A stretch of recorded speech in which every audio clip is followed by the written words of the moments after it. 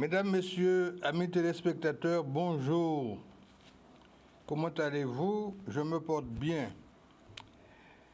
À l'occasion de ma dernière intervention télévisuelle, il y a 2 semaines, j'avais fait référence à la crise qui se secoue le monde actuellement entre l'Ukraine et la Russie. Et pendant tout le déroulé de mon émission, il y a des gens qui échangent entre eux, font des commentaires. Et j'ai relevé un commentaire où on se pose la question, est-ce que je suis un historien? Non, je ne suis pas un historien, je n'ai pas cette prétention, mais ce que je connais, je l'ai enregistré, si vous voulez, à l'école, en école primaire, en école secondaire, à l'université. Donc, ce qui fait que j'ai une grande connaissance des choses et je recommande justement à nos jeunes amis de faire autant que moi, d'acheter les magazines, de se renseigner. J'ai été pendant plus de 10 ans adhérent de Canard Enchaîné. Je recevais régulièrement le journal. J'ai été également au monde diplomatique, jusqu'à présent d'ailleurs, ce qui me permet de connaître ce qui se passe dans le monde. Et sur le plan professionnel surtout, j'ai été transitaire. Pour être transitaire, il faut connaître la géographie. Il faut connaître l'économie, il faut connaître le transport. Donc, autant de choses qui vous obligent à être en permanence au courant de ce qui se passe dans le monde. Et mon ancien patron, qui m'a formé d'ailleurs, Armand Linière, m'avait toujours dit que pour être un bon transitaire, il faut connaître la géographie. Et c'est pourquoi je me suis intéressé au pays. Parce qu'en étant transitaire, quand vous recevez une marchandise qui vient d'Afrique du Sud, il faut connaître la monnaie de l'Afrique du Sud. Quand vous faites votre valeur en douane, vous devez convertir la monnaie de l'Afrique du Sud en monnaie française. À l'époque, on n'était pas encore à la monnaie unique. Et chaque pays qui exportait vers nous, donc vers la France, avait sa propre monnaie. Même les pays de l'Europe, même les 6 qui ont créé le marché commun, ils avaient chacun leur monnaie. Ainsi, l'Allemagne avait son Deutschmark, l'Italie avait sa lire, la Hollande avait son florin, l'Angleterre avait sa livre sterling et la France, bien entendu, avait son franc français. Mais les monnaies n'étaient pas égales, il fallait les convertir pour avoir la juste valeur en douane. Donc, il devait être au courant de ça. Et c'est pourquoi que j'ai étudié au CESTRAL. Le CESTRAL, c'était le Centre d'études supérieures de transport et de logistique. Ce qui m'a permis d'être désigné par M. Jimmy Carter quand il venait en Guadeloupe en 1979 à l'occasion de la rencontre des chefs d'État. Il m'a désigné comme responsable de la logistique de la délégation américaine. Et à cet effet-là, ça m'a permis de m'inscrire, si vous voulez, dans l'international. Parce qu'il y avait l'Allemagne, il y avait l'Angleterre, il y avait l'Amérique, il y avait la France, avec Giscard d'Estaing. Donc, mon nom a circulé un petit peu dans toutes les ambassades. Et c'est ainsi que j'ai pu rencontrer par la suite M. Brejnev à Paris, M. Gorbatchev et son épouse Raissa à Paris. J'ai rencontré Podgorny, qui était un président russe, mais surtout un très grand ministre des Affaires étrangères, M. Shevardnadze, qui n'a rien à voir avec le dénommé Lavrov, qui ressemble à un bulldog, là. Non, non, non. M. Shevardnadze était un grand président, et il a été, par la suite, à la chute du mur de Berlin, le président de la Géorgie. Ce sont des gens que j'ai rencontrés, fortuitement des fois, mais aussi dans des réunions bien précises. Parce que je vous ai dit que j'étais membre ici en Guadeloupe du Front guadeloupéen pour l'autonomie. C'est un grand monsieur qui m'avait introduit dans ce mouvement, monsieur Olivier, et je me suis retrouvé dans le monde des non-alignés après-guerre, parce que indépendamment de l'OTAN, de la déclaration de Varsovie, il y a eu aussi la déclaration des non-alignés, où il y avait comme chef de file l'Inde, la Yougoslavie de M. Tito, maréchal Tito, Cuba de Castro, également de l'Algérie. C'était les principaux pays, mais il y avait 123 pays en tout qui sont toujours membres des non-alignés.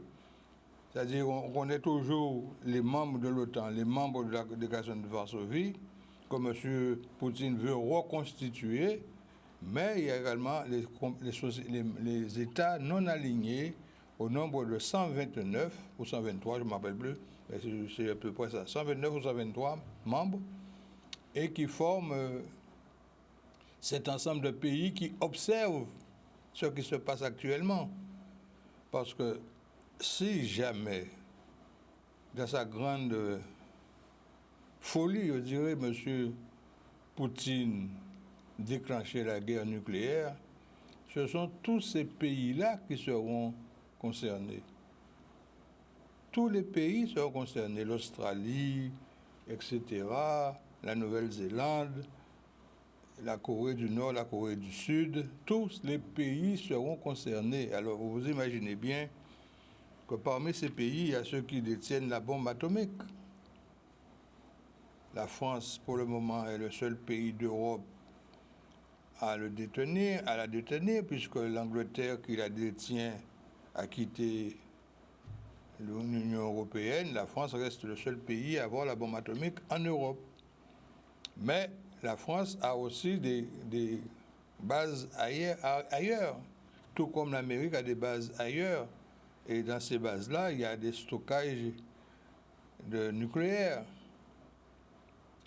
Alors, c'est pour vous dire que si jamais cette affaire se déclenche, eh bien, c'est la planète qui risque de partir en lambeaux.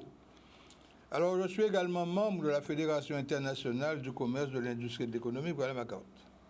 Et à ce titre-là, j'ai obtenu la médaille d'or pour l'ensemble de mes œuvres, comme on dit.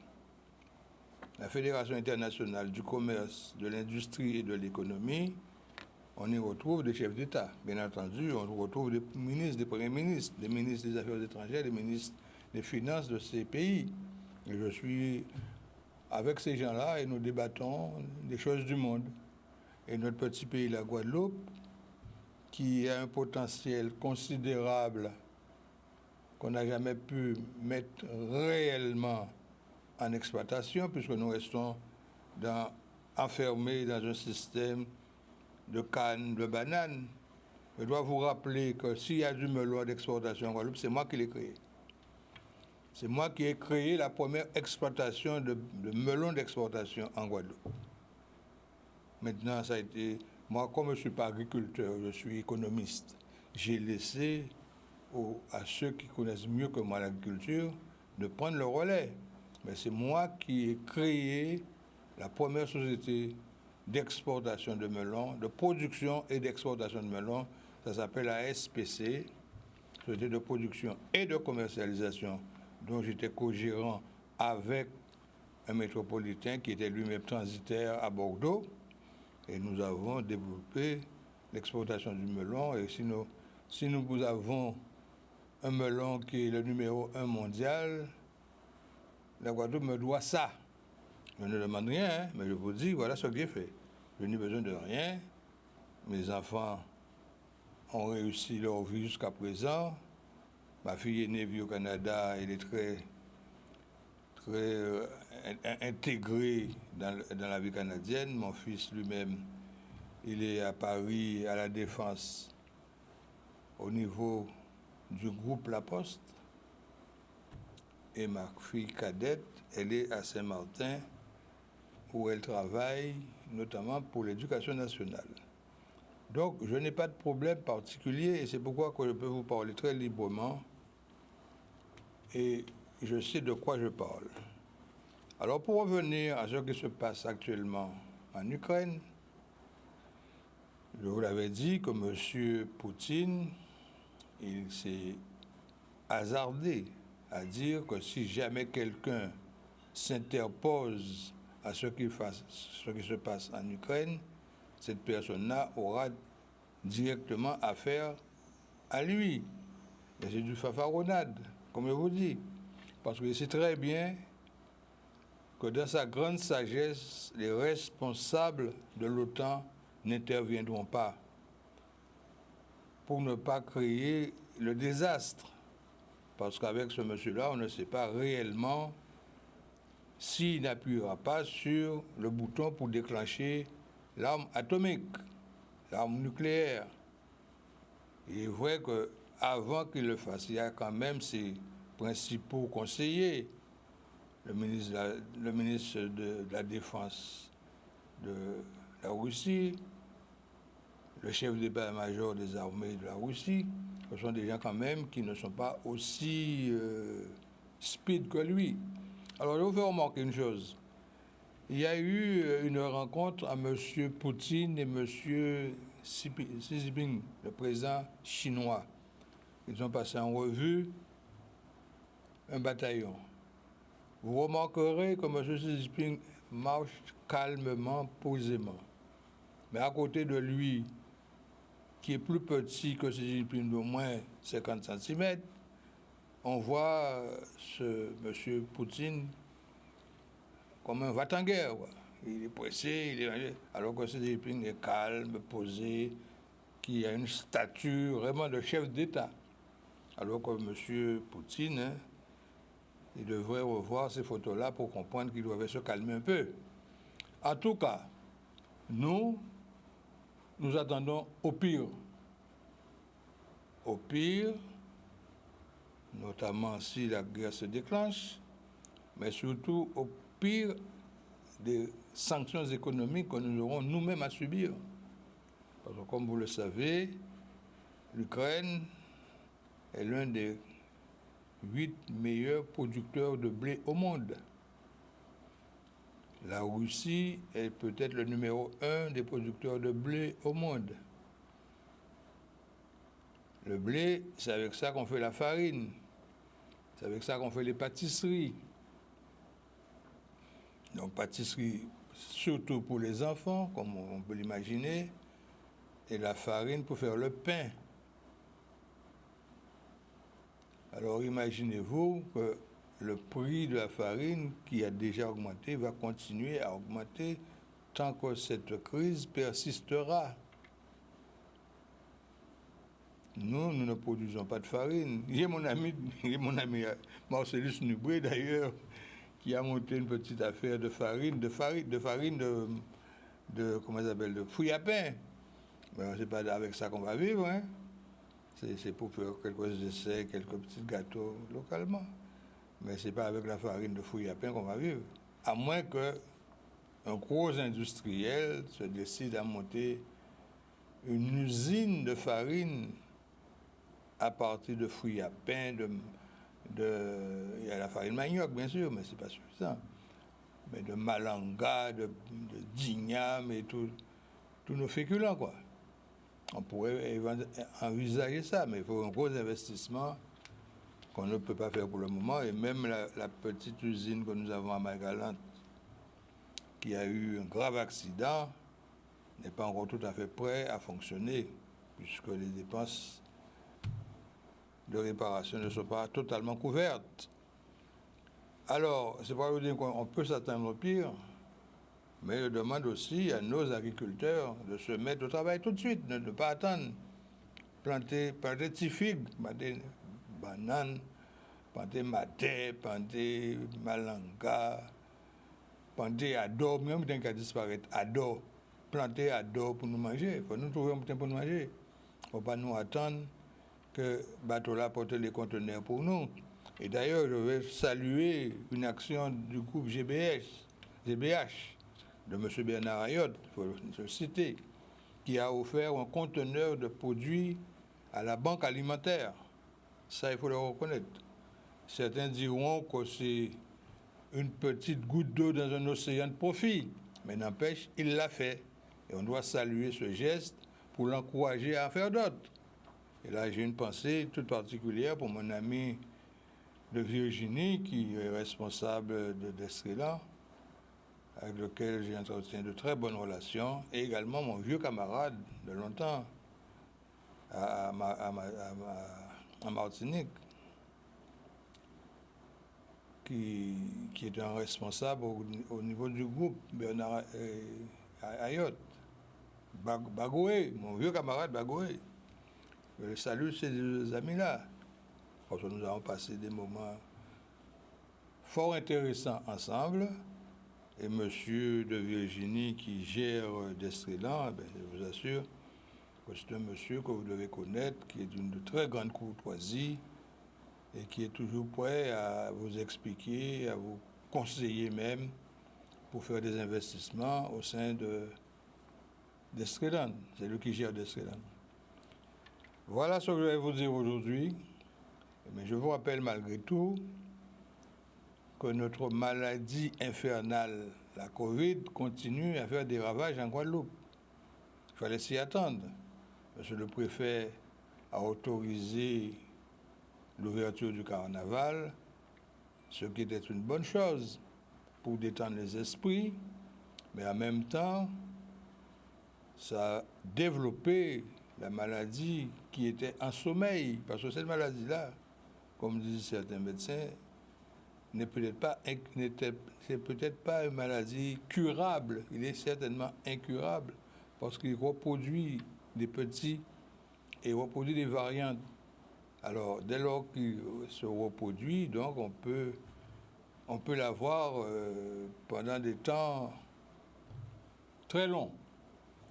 Donc, puisque nous avons failli pendant le carnaval, reprenons les choses en main, respectons les dispositions qui nous sont indiquées par les services de santé, porter le masque, j'ai le mien, le lavage des mains quand on entre à la maison ou bien quand on va manger, ne pas se serrer les mains, ne pas se caresser trop. Ce sont des conseils. Mais on ne va pas empêcher pas de faire caresser à eux, si on veut faire caresser à eux, on va faire caresser à eux. Mais ce sont des conseils qui peuvent éviter la prolifération de la maladie. Alors, à vous de voir et à vous de prendre vos dispositions pour que nous puissions arrêter cette pandémie en Guadeloupe et surtout qu'on retrouve le calme et la sérénité, parce que ces gens-là qui sont privés de salaire depuis plus de 6 mois, ça ne leur fait pas du bien, ni à eux, ni à leurs enfants, ni à leurs proches. Parce que personnellement, mon entreprise a connu quelques difficultés, mais je n'étais pas moi-même bloqué. J'ai pris mes vaccins, donc j'ai pris mes vaccins, je pourrais fonctionner, je pourrais travailler. Mais ceux qui n'ont pas pris de vaccin et qui ont leur raison de ne pas prendre, ça c'est leur problème, c'est pas le mien. Mais il est certain que les conséquences, justement, non pas de leur entêtement, mais de leur conviction, font qu'ils n'ont pas de salaire. Et ce n'est pas normal que quelqu'un qui n'a pas commis de faute professionnelle, qui n'a pas trafiqué dans son entreprise, puisse être privé de salaire.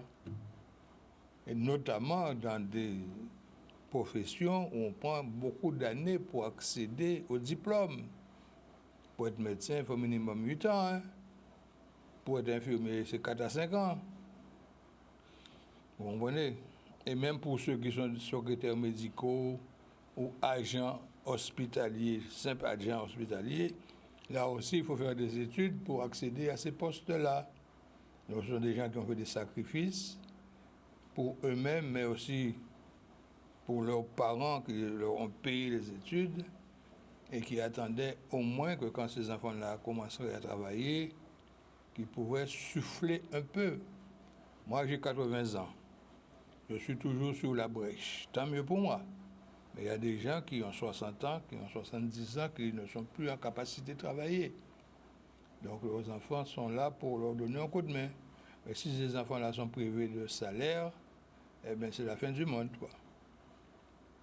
Alors, mesdames, messieurs, reprenons notre sérénité, essayons de faire arrêter tout cela. Comme je vous dis, la vie est ainsi faite, hein. La roue tourne. Pour le moment, elle tourne mal pour nous. Essayons de voir si elle tourne dans l'autre sens et qu'on tire notre épingle du jeu. M. Nagam attend toujours qu'on vienne à son secours pour développer son projet d'hydrogène. N'oubliez pas que nous avons ce projet-là qui doit rapporter de l'argent à la Guadeloupe. Alors, mettons-nous derrière Nagam et faisons avancer les choses. Voilà, mesdames, messieurs, ce que je vais vous dire aujourd'hui. J'espère vous retrouver samedi prochain en bonne santé. Et je vous donne rendez-vous donc dès maintenant pour qu'on se retrouve samedi prochain dans le cadre du Forum libéral. Bon week-end à vous tous et surtout prudence sur les routes. J'ai une amie qui a eu un frère accidenté. Là aussi, je compatis. Mais si on fait des erreurs de conduite, il faut s'attendre qu'il y ait un accident. Bon week-end à vous tous et à samedi prochain.